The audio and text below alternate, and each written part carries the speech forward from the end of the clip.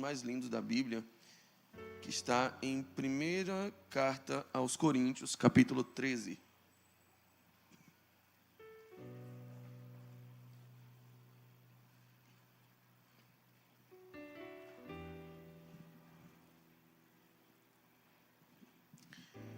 Eu ia ler um verso só, mas esse texto é tão lindo, tão lindo, tão lindo, que eu vou ler o capítulo inteiro. Aliás, esse texto, ele inspira algumas composições poéticas, e talvez uma das mais belas que eu conheço foi composta pelo compositor Renato Russo, relembrando a Segunda Guerra Mundial, na batalha em que a tropa brasileira acabou se envolvendo para ajudar a tropa estadunidense, tropa americana, na luta contra a aliança de países inimigos, que foi a Batalha de Monte Pascoal. Inclusive, o tio do Renato Manfredini, conhecido como Renato Russo, lutou nessa batalha.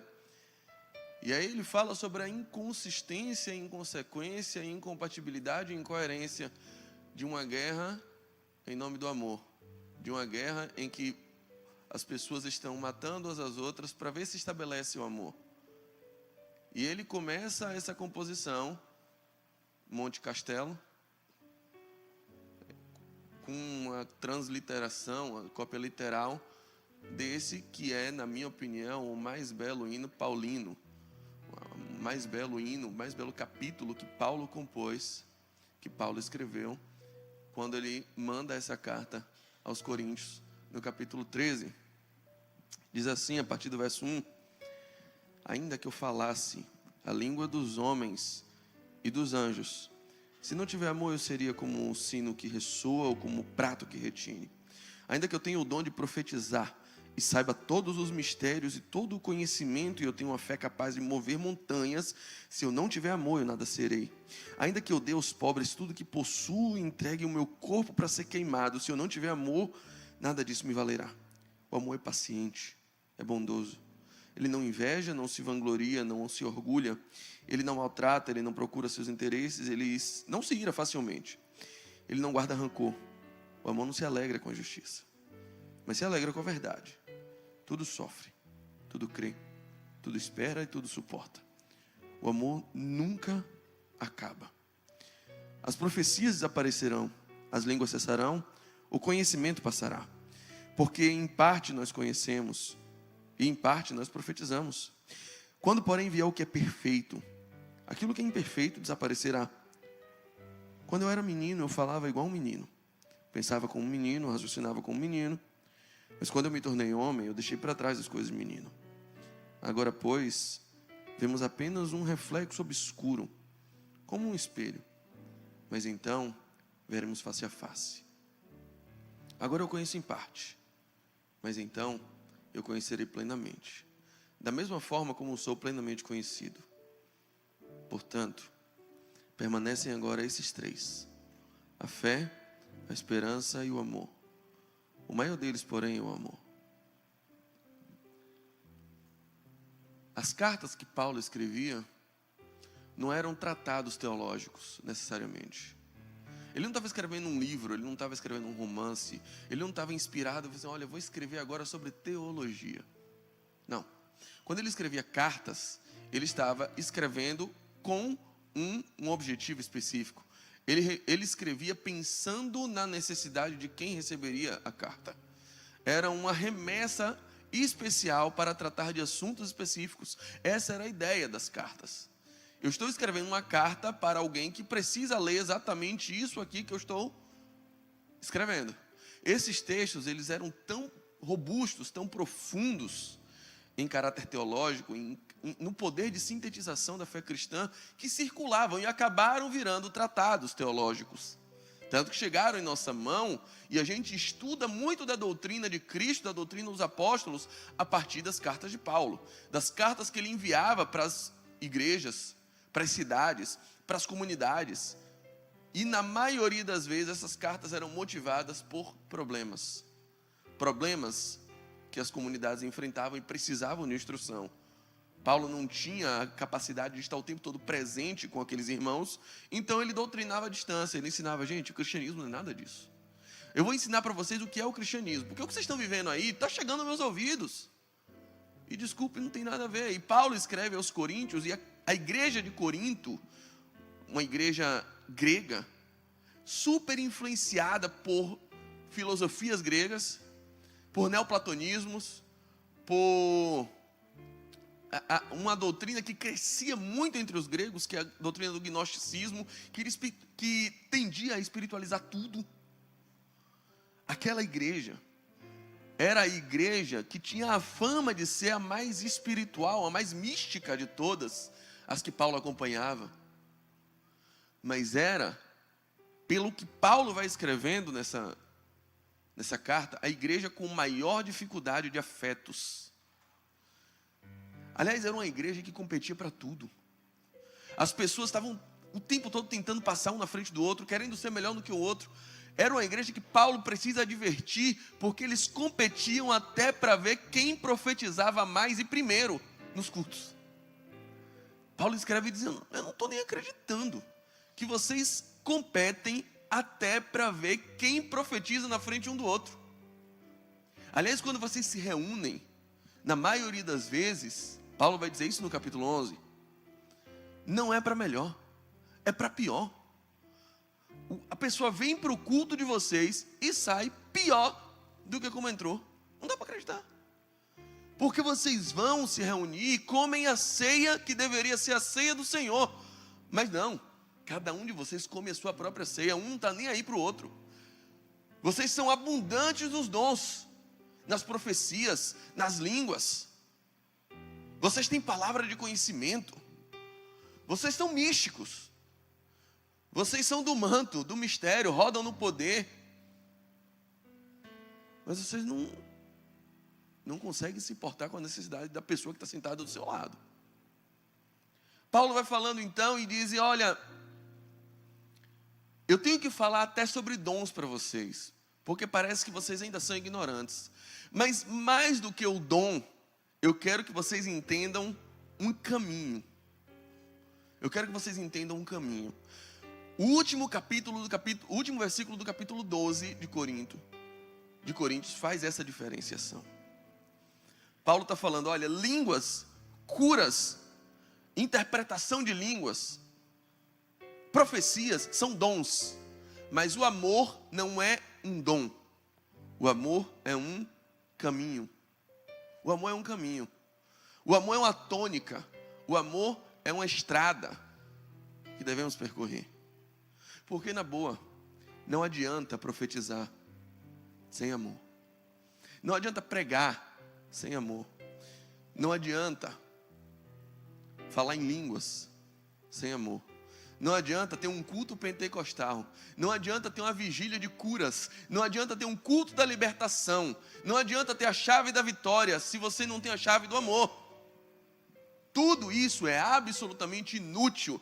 Toda a espiritualidade que vocês estão vivendo é absolutamente inútil se não há um nível de importância dentro do seu coração para necessidades outras que não as suas. Paulo não está falando do amor próprio. Paulo está falando do amor em alteridade, da capacidade de amar outra pessoa. Paulo está falando de não se colocar em primeiro lugar e não desejar sempre o primeiro lugar e aceitar, às vezes, ficar em segundo para que outra pessoa seja o primeiro. Paulo está falando da capacidade de renunciar aos seus interesses em prol dos interesses de outra pessoa que não você. Porque se você não tem essa capacidade, não me venha falar que está agradando a Deus por estar todo dia na igreja. Não me venha falar que você é uma pessoa espiritual somente porque você é místico. Porque isso não é o Evangelho de Jesus Cristo. O Evangelho de Jesus Cristo, ele se baseia em um caminho. E no meio desse caminho você encontra dons. Mas os dons sem o caminho, eles são tão úteis quanto você fica batendo num sino sem parar. Presta para nada, só faz barulho. Paulo está dizendo, o culto de vocês é muito barulho por nada. Só faz barulho. A espiritualidade de vocês é muito barulho e nenhuma utilidade. É um culto de competição. E o Evangelho de Jesus Cristo não abraça esse tipo de postura. E aí Paulo começa a descrever o que é o amor. Paulo vai falando do amor. O amor, você quer saber o que é o amor? O amor tudo perdoa. O amor tudo espera. Aliás, o amor jamais acaba. O amor, ele não se ira e não se ensoberbece. O amor, ele procura sempre a verdade. E ele não tem prazer na mentira. É óbvio que Paulo não está descrevendo apenas um sentimento aqui. A lógica e a tese, uma das teses mais belas que eu conheço sobre o amor, no livro O Monge Executivo, do James C. Hunter, é a ideia de que o amor não é um sentimento, mas um comportamento. Paulo também não está falando de um comportamento. Quando Paulo descreve o amor, ele descreve em uma perspectiva antropomórfica ou antropopática, em boa figura de linguagem. Ele está descrevendo o amor não como um sentimento, não como um comportamento, mas como uma pessoa. O amor é uma pessoa. Se você quer conhecer o amor é Jesus Cristo. Ele está descrevendo o caráter de Cristo. Ele está trazendo atribuições que se enquadram em uma pessoa que tem capacidade de perdoar. Uma pessoa que vence a morte, por isso não se acaba, não se esgota, não falece. Um amor que tem capacidade de esperar pelos outros, de esperar o tempo do outro.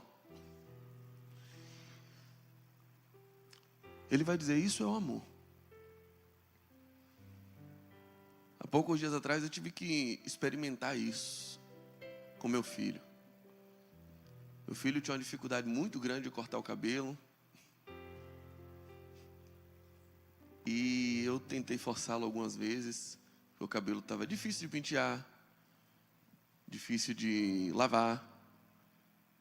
E ele, como todo menino, é muito porco.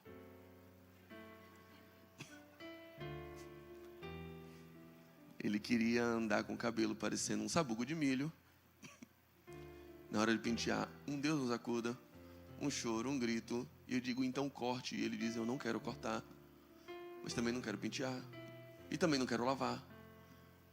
E eu disse, isso não está em negociação.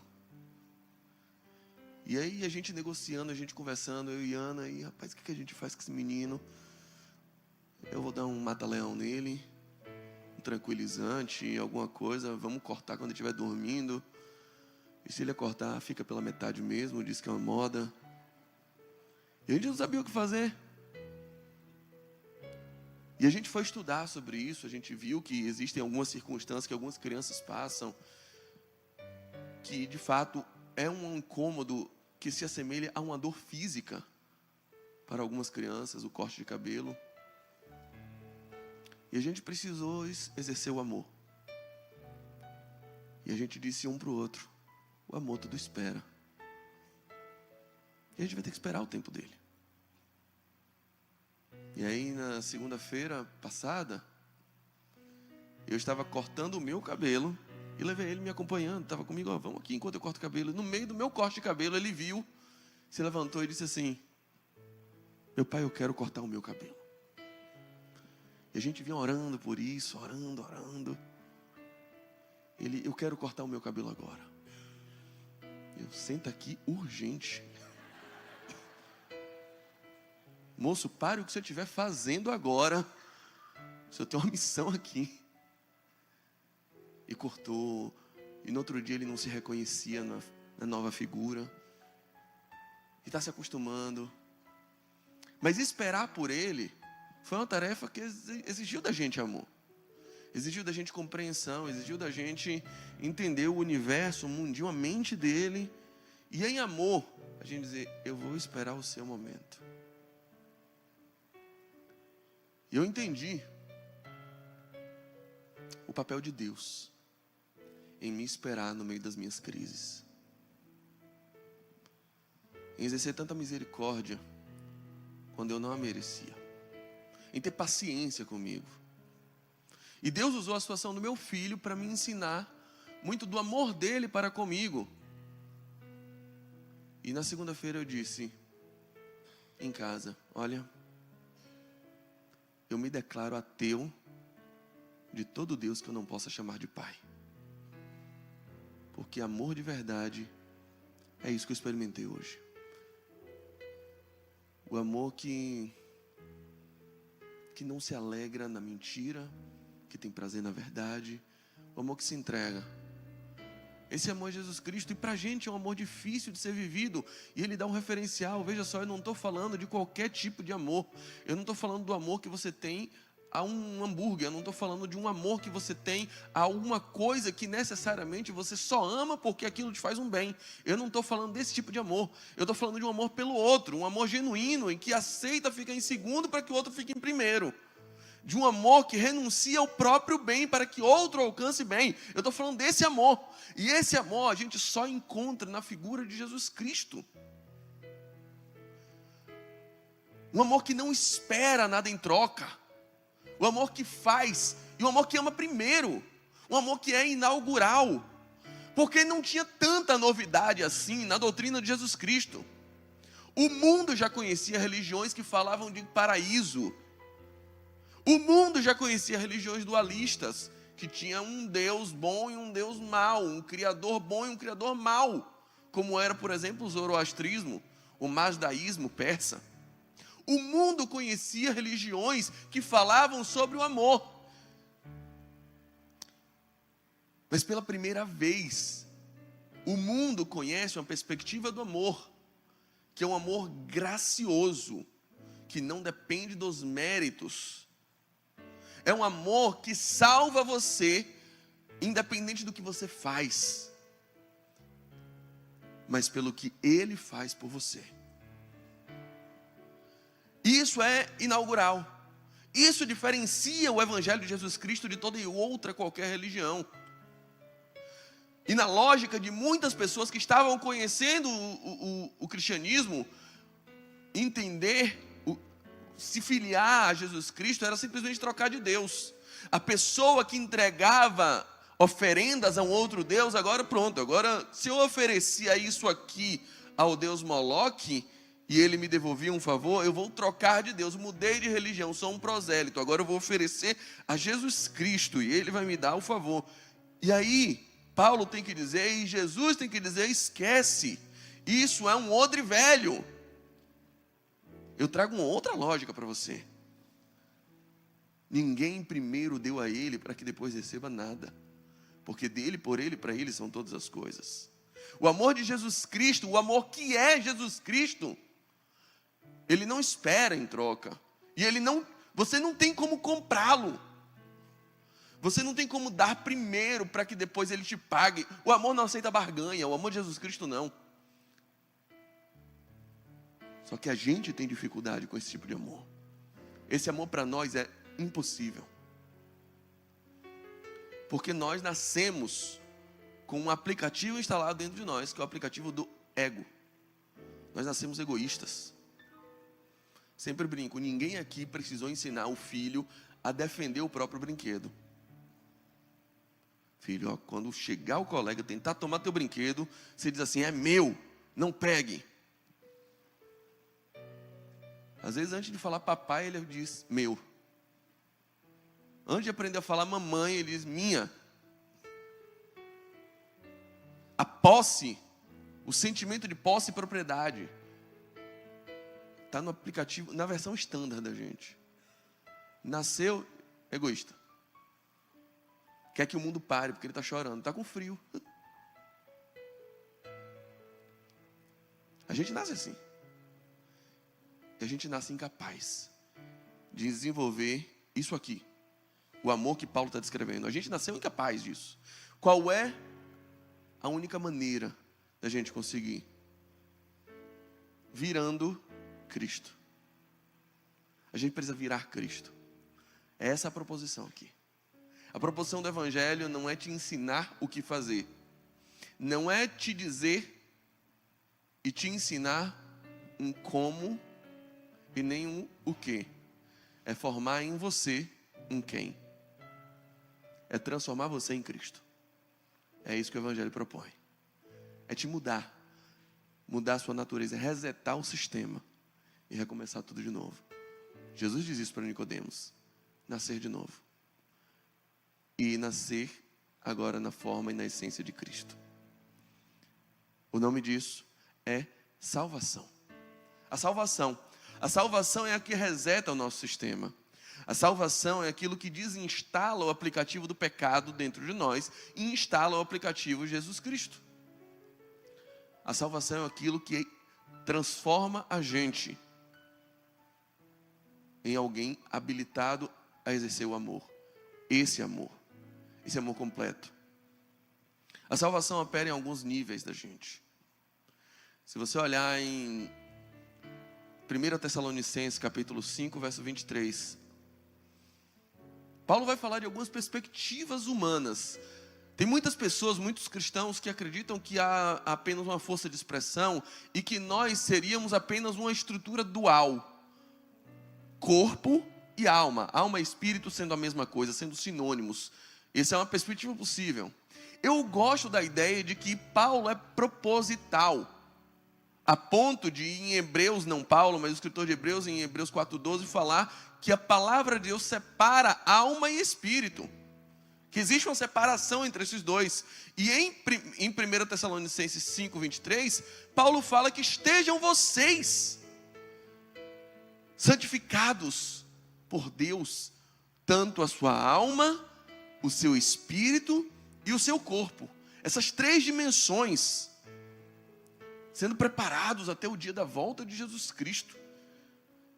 Parece sim, e a minha perspectiva, o meu entendimento é um entendimento tripartite, que a gente chama de tricotomia, de que você tem um corpo, tem uma alma e tem um espírito.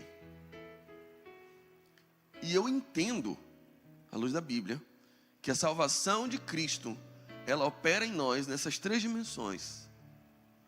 Porque a rigor, a salvação ocorre em três níveis. Nós fomos salvos do poder do pecado. Se você está em Cristo, para aqueles que receberam a Cristo como seu Salvador, você já foi salvo do poder do pecado. Você está sendo salvo da influência do pecado e você será salvo da presença do pecado. Nós fomos salvos, estamos sendo salvos e seremos salvos. E eu quero dizer para você que os três elementos que ele usa para salvar você nos três níveis que você tem, corpo, alma e espírito, são exatamente fé, esperança e amor. A fé, ela opera na salvação do seu espírito. E opera no passado. No passado o meu espírito foi salvo. No meu primeiro contato com Cristo, quando Ele tocou em mim, Ele salvou o meu espírito. Ele escreveu o meu nome no livro da vida. Na verdade já estava escrito desde a fundação do mundo, mas Ele me deu consciência disso. Ele me deu a consciência de que o meu destino é a minha origem, que é o céu. Ele me deu o meu passaporte para o céu. Ele me salvou no passado. Salvou o meu espírito por meio da fé. Eu não fiz nada para isso. Eu não mereci. Eu não provoquei. Ele provocou. Ele veio a mim pela sua soberania, pela sua graça, pelo seu amor, por meio da fé que Ele implantou em mim. Ele me salvou. Eu fui salvo pela fé. E o meu espírito foi selado por Ele. Mas ainda que eu tenha sido salvo, e que Ele tenha operado em mim um evento que nós chamamos de regeneração, Gênesis, começar de novo, o meu espírito é regenerado, e agora eu tenho em mim uma essência de Deus, latente. Ainda que o meu espírito tenha sido salvo, o meu corpo ainda fica doente, ainda pega Covid. As minhas enfermidades ainda me frustram, eu ainda sou limitado. Eu não consigo fazer um bom cardio. Eu ainda acordo com preguiça.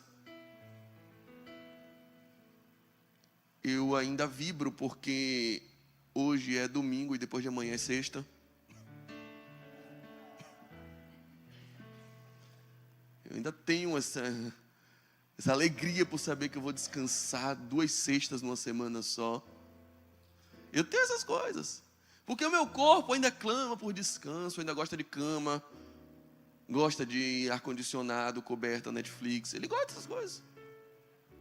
Não é uma máquina, não está totalmente salvo. Meu corpo não está salvo. Meu corpo ainda sofre os efeitos da queda. Ainda sofre os efeitos do pecado.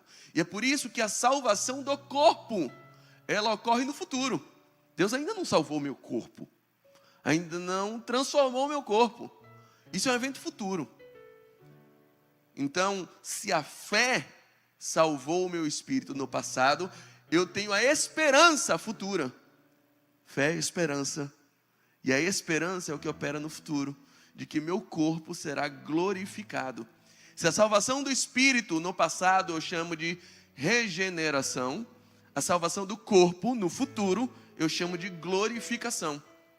É a transformação do corpo. Receberemos novos corpos. Aquilo que é corruptível se revestirá de incorruptibilidade. Aquilo que é falível se revestirá de infalibilidade. E nada vai poder mais destruir. O corpo futuro que eu e você vamos receber não precisará mais de um coach nutricional. Vai ser um corpo perfeito. Nem magro, nem gordo, perfeito. Eu não vou precisar fazer cardio. Que bom. Se você quiser fazer, você pode. Amém. O reino é livre, né? Tem gente que diz que viciou em corrida. Meu Deus do céu. Oh, mentira. Tanta mentira que ninguém é viciado em corrida que eu nunca vi ninguém traficando corrida por aí. Para existir vício, tem que existir o tráfico, gente. Você sabe disso. Nunca vi ninguém, vamos ali, não, corridinha, não conte para sua mãe, não. Isso não existe. Mas se você quiser, você pode. Mas seu corpo não vai mais precisar necessariamente estar com esse nível de atividade para não ficar doente, porque teremos novos corpos.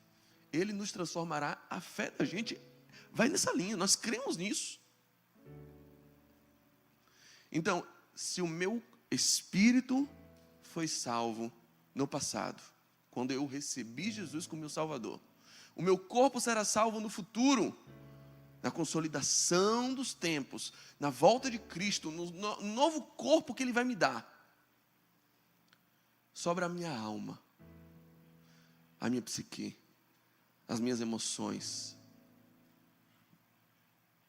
os meus sentimentos, a minha estrutura emocional, a minha estrutura individualizada,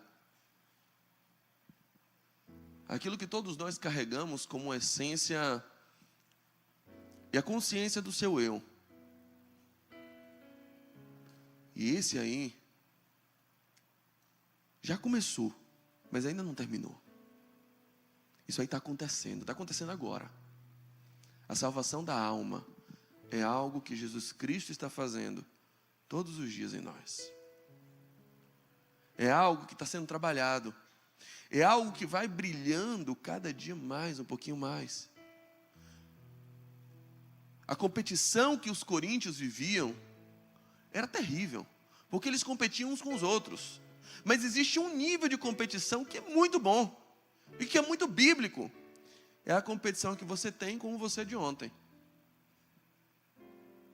para ver qual dos dois parece mais com Cristo, para ver em que nível está esse processo de download que você vai baixando o aplicativo da salvação da alma.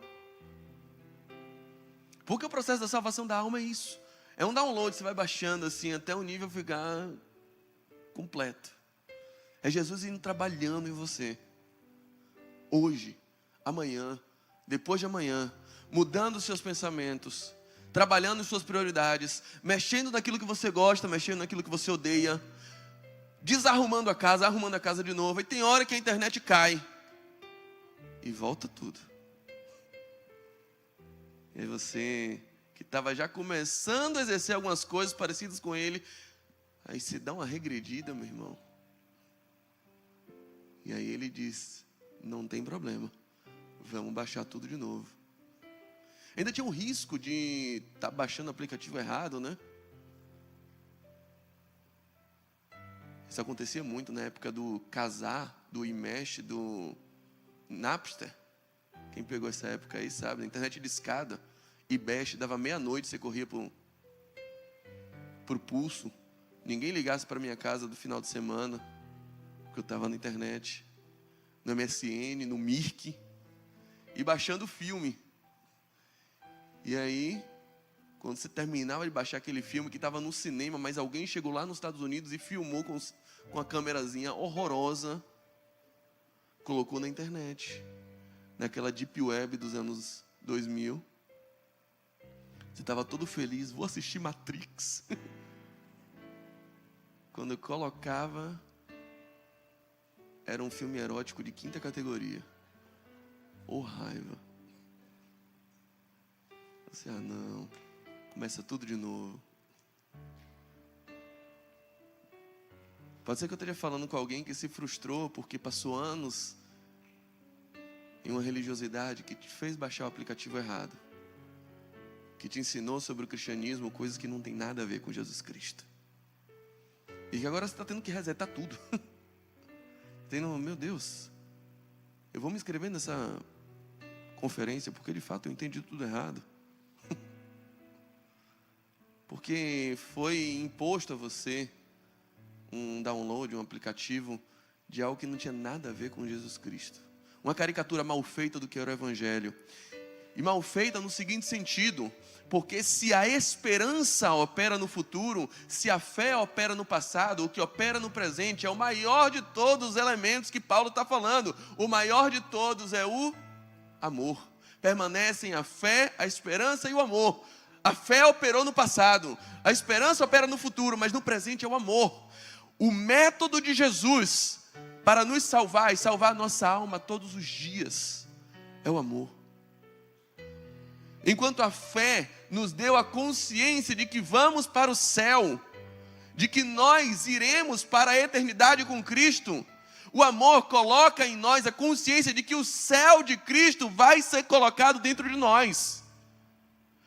Enquanto a fé nos dá direito a irmos para o céu, o amor coloca o céu dentro do meu coração e muda a minha essência, muda meu caráter. É pelo amor. Pode ser que você tenha baixado o aplicativo do medo, ouvido mensagens, louvores, pregações, folhetinhos.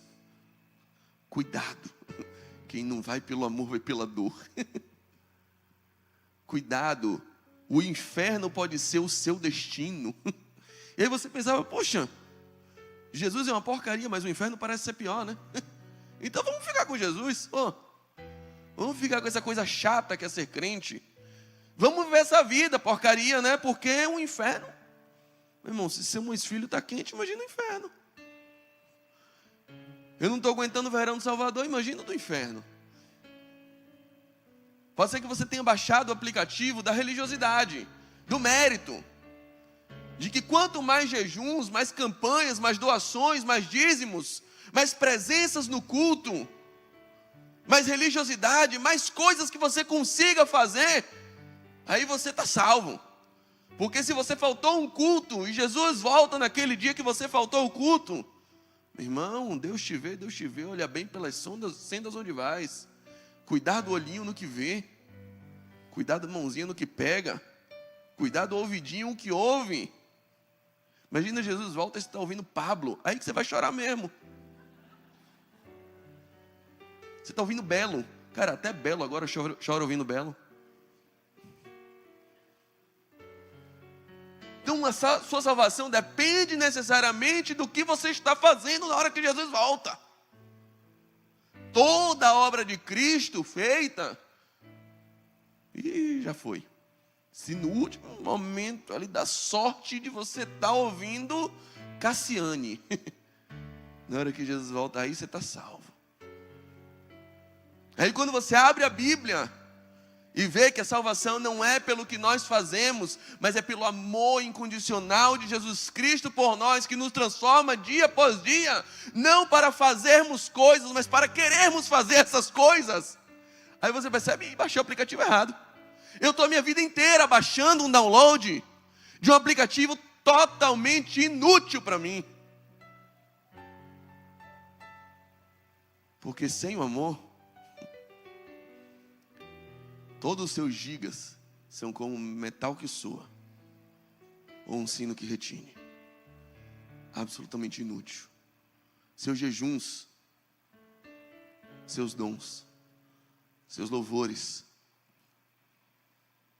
suas vindas ao culto são inúteis se o seu caráter ainda não foi apto a manifestar o amor.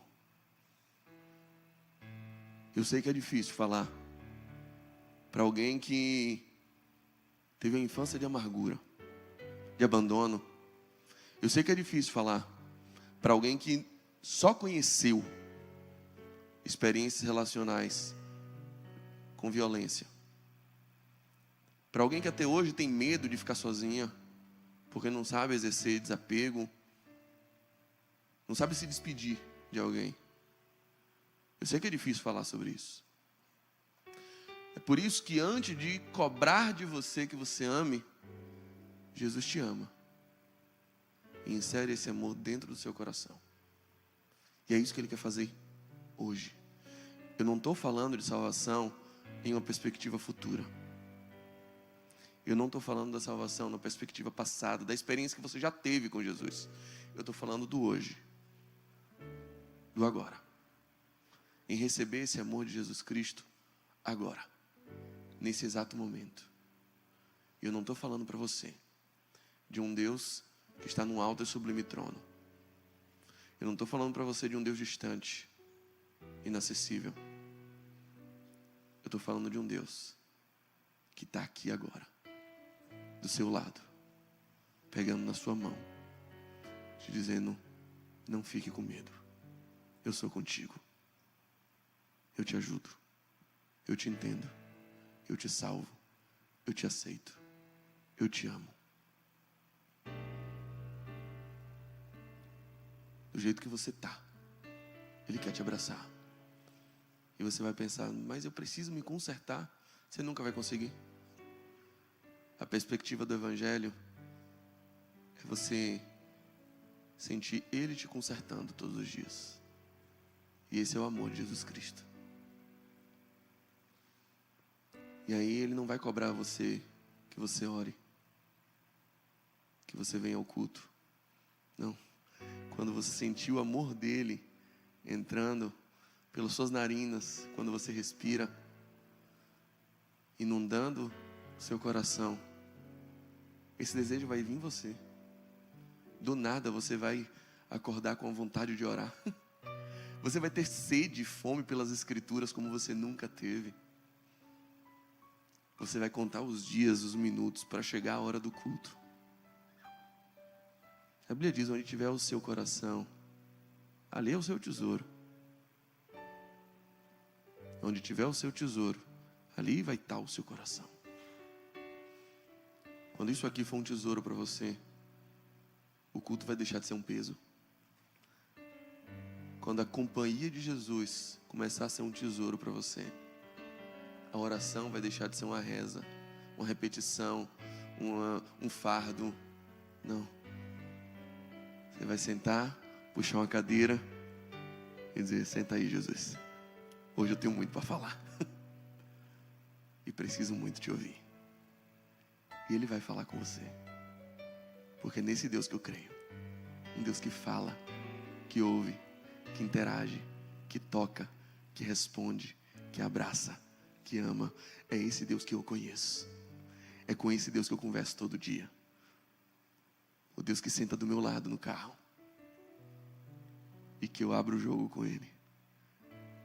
e que eu não tenho vergonha de desabafar.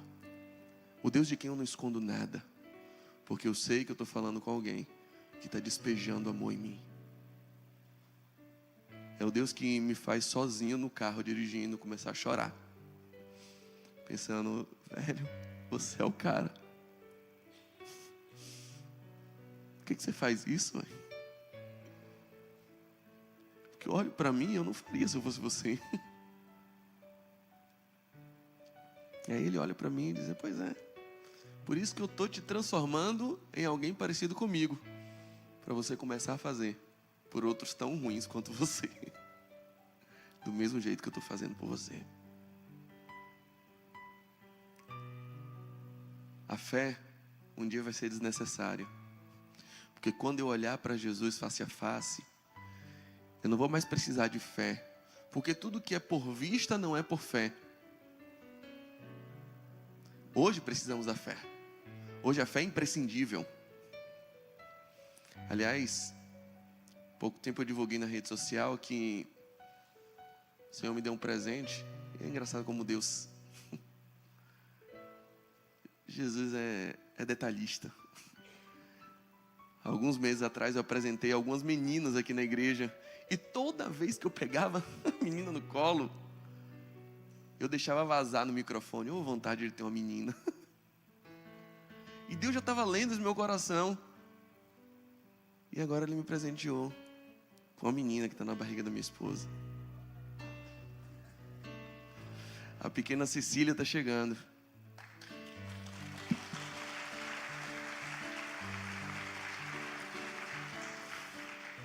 E meu coração está explodindo, né? Meu nome Cecília quer dizer cega. Cega de secum, uma derivação latina.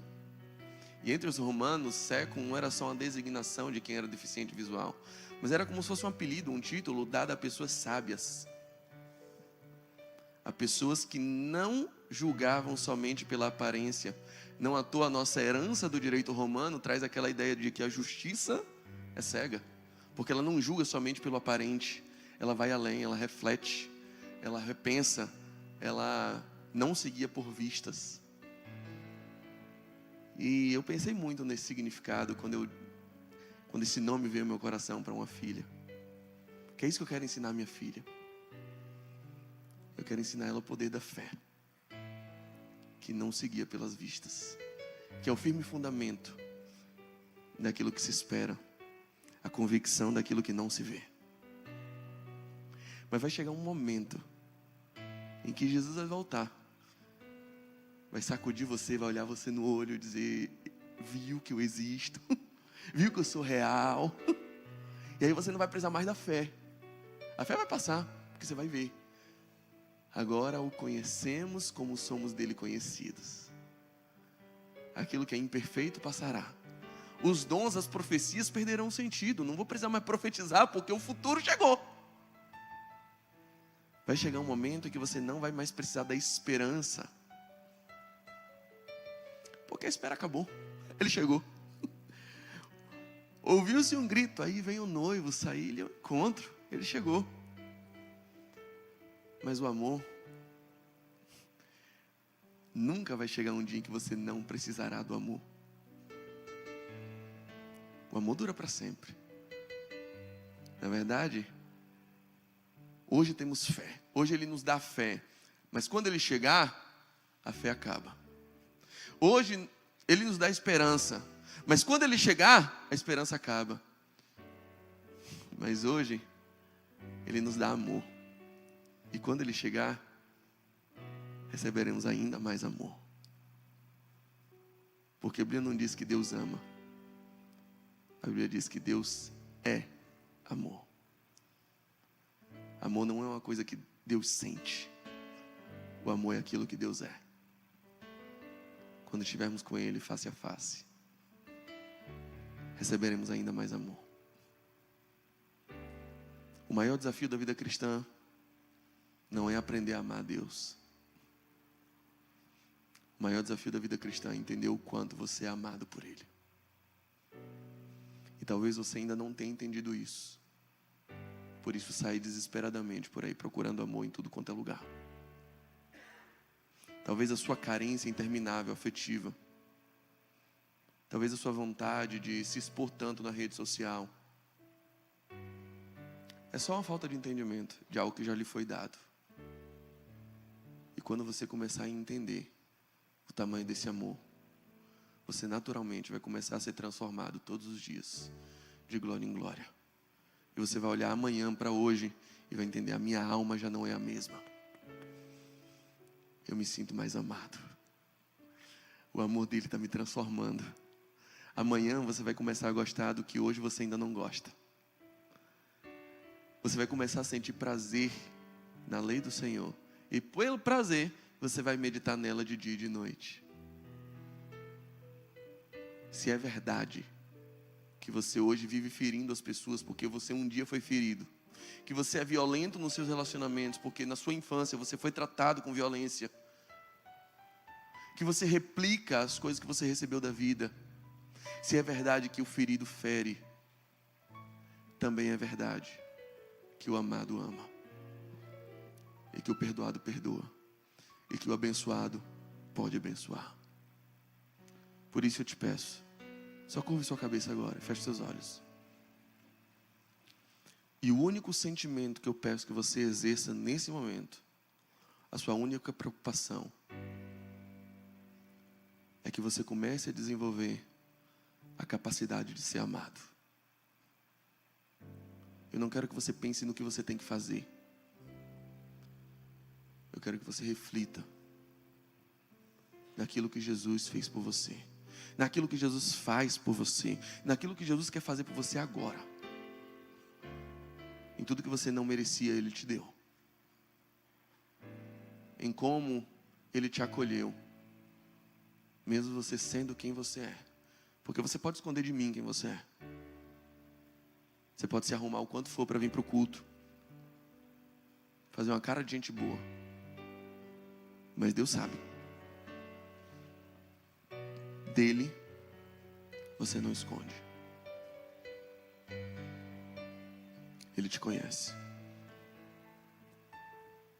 Mas estranhamente, Ele te ama, apesar de você ser quem é. Apesar de você não merecer. Ele te ama. E é só isso que eu queria que você entendesse hoje. O método de Deus para salvar a nossa alma é o amor. Se você foi educado através do medo, se você conheceu um Jesus através da violência, se você conheceu um Deus através da barganha, eu te convido a resetar o seu sistema. E a começar a baixar um outro download agora. E quando chegar em 100%, você vai ser uma cópia de Cristo. É isso que Ele tem para você. Amor. Amor hoje. Amor amanhã. Amor até o céu. Até a eternidade.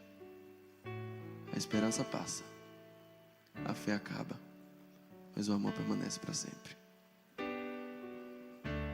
Se tu olhares, Senhor, para dentro de mim, nada encontrarás de bom. Mas um desejo eu tenho de ser transformado. Preciso tanto do teu perdão. Dai-me um novo coração. Dá-me um coração igual ao teu, meu mestre. Dá-me um coração igual ao teu, coração disposto a obedecer, cumprir todo o teu querer. Dá-me um coração igual ao teu. cante com a gente. Se tu olhares, Senhor, pra dentro de mim, nada, nada, nada encontrarás de bom. Mas um desejo eu tenho de ser transformado. Preciso tanto do teu perdão. Dá-me um novo coração. Dá-me um coração igual ao teu, meu mestre. Dá-me um coração igual ao teu, coração disposto a obedecer, cumprir todo o teu querer. Dá-me um coração igual ao teu. Ensina-me a amar o meu irmão. Ainda que eu falasse a língua dos homens e a língua dos anjos, ainda que eu doasse toda a minha fazenda aos pobres, ainda que entregasse o meu corpo para ser queimado, se eu não tivesse amor, eu seria como um metal que soa, como um sino que retine. Eu seria símbolo da inutilidade. Dá-me um novo coração. O amor tudo espera, tudo suporta, não se vangloria, não se alegra na mentira, mas ele se alegra na verdade. O amor jamais acaba. O amor é Jesus.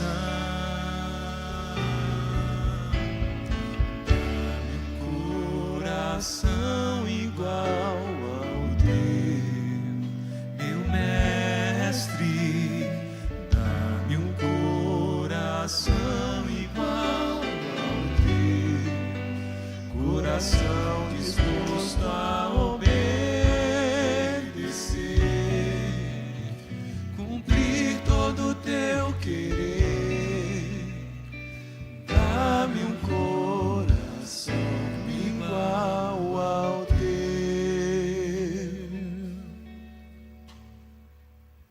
Esse é o nosso clamor, Pai. E o Senhor trabalha em nós com amor, com paciência, com calma.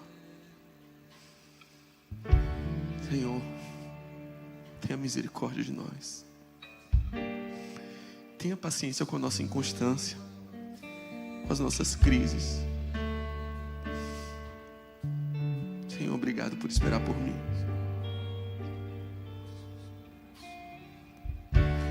Obrigado por me acolher. Obrigado por acolher seus filhos. Obrigado por esse amor que nos aceita como somos, mas não nos deixa como estamos, que nos transforma, que nos conforma todos os dias, para que a cada momento, cada minuto, cada segundo que passamos na tua presença, o nosso coração fique mais parecido com o teu. Obrigado, Senhor Jesus. E no teu nome nós dizemos que esse amor, o amor perfeito, o amor que nunca acaba, o amor de Deus, o Pai, que a graça restauradora de Cristo, que a comunhão do Espírito Santo de Deus sejam com todos aqueles que receberam Jesus como seu Salvador, desde agora e até a eternidade. Amém, amém e amém. Que Deus te abençoe e te conduza em segurança até a sua casa, no amor de Deus.